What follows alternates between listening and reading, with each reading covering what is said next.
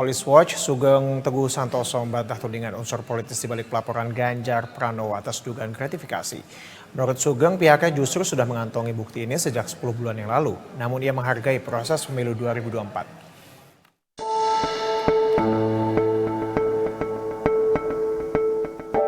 Pelapor dugaan gratifikasi Ganjar Pranowo Sugeng Teguh Santoso membantah laporannya ke KPK bermotif politik.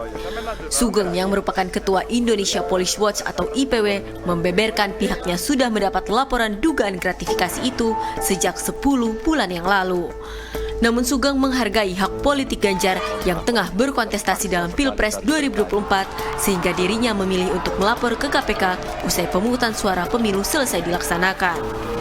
Sugeng juga menyebut terlapor saat ini berada di posisi buncit perolehan suara di rekan KPU, sehingga laporannya tidak menghambat pihak manapun. Laporan 10 bulan yang lalu dari dua sumber. Nah,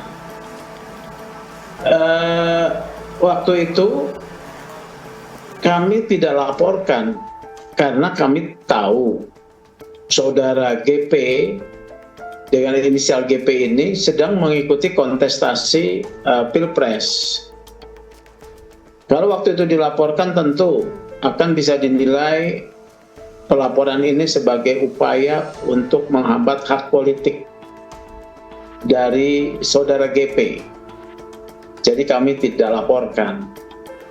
Kecuali yang kami laporkan itu adalah dalam quick account ini, real account ini, orang yang mendapatkan nilai terbesar ya, itu bisa dibilang menghambat juga. Sebelumnya IPW melaporkan Ganjar Pranowo bersama mantan Dirut Bank Jateng atas dugaan penerimaan cashback dari perusahaan asuransi ke Bank Jateng. Ganjar disebut menerima uang senilai 100 miliar rupiah dalam periode tahun 2014 sampai dengan 2023. Tim Liputan BTV. Sementara itu pemirsa, Wakil Ketua KPK Alexander Marwata mengaku belum mengetahui detail pelaporan calon presiden nomor urut 3 yang juga mantan Gubernur Jawa Tengah 2 periode Ganjar Pranowo oleh Indonesia Police Watch soal dugaan gratifikasi 100 miliar rupiah.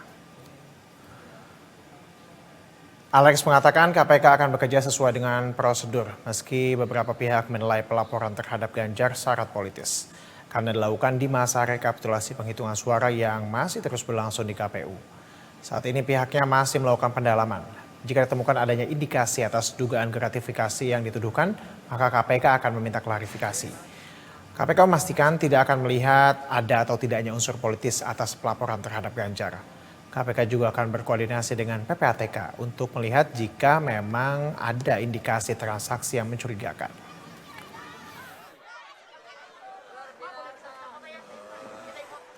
Ya, sebetulnya laporan dari manapun mekanisme di KPK kan sama ya, di Dumas. Nanti Dumas akan melakukan pengkayaan informasi ya dengan berbagai sumber ya, klarifikasi ya, kemudian dibahas dengan Satgas Penyelidikan.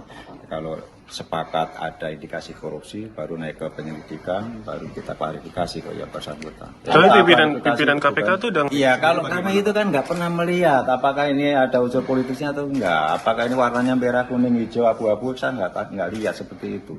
Ya. Dan saya yakin staf kami di bawah pun nggak peduli itu kan warna dari orang itu apa. Artinya akan ada koordinasi dengan PPATK mungkin untuk melihat data-data. Oh iya pasti. Pasti ya. Itu langkah awal ya. Ya, itu prosedur biasa sih.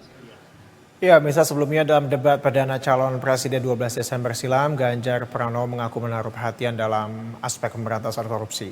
Ganjar yang dulu berjanji akan memberantas korupsi, kini justru dilaporkan ke Komisi Pemberantasan Korupsi.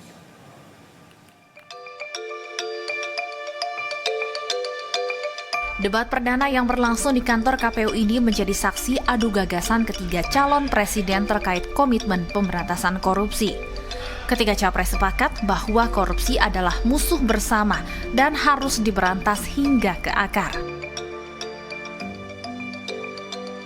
Dalam debat ini, Ganjar yang kini dilaporkan Indonesia Police Watch atas dugaan gratifikasi saat menjabat Gubernur Jawa Tengah sempat berjanji akan memberi efek jera kepada pelaku korupsi. Ganjar bahkan ingin agar pelaku korupsi dipidana di Lapas Nusa Kambangan. Maka kalau saya mulai dari sini, maka yang mesti dilakukan adalah pemiskinan. Yang kedua, perampasan aset. Maka segera kita bereskan undang-undang perampasan aset, dan untuk pejabat yang korupsi, bawa ke Nusa Kambangan. Agar bisa punya efek jera bahwa ini tidak main-main. Namun yang perlu diberikan adalah contoh dari seorang pemimpin, bahwa dia hidup sederhana, dia tidak bermewah-mewah, dia mengajarkan bagaimana integritas itu dibangun.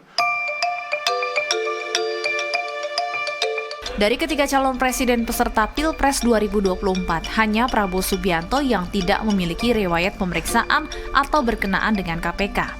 Pada 2019 silam, Ganjar pernah diperiksa KPK terkait kasus IKTP. Sementara Anies Baswedan pernah dipanggil KPK terkait dugaan korupsi Formula E pada 2022 silam. Tim Liputan, BTV.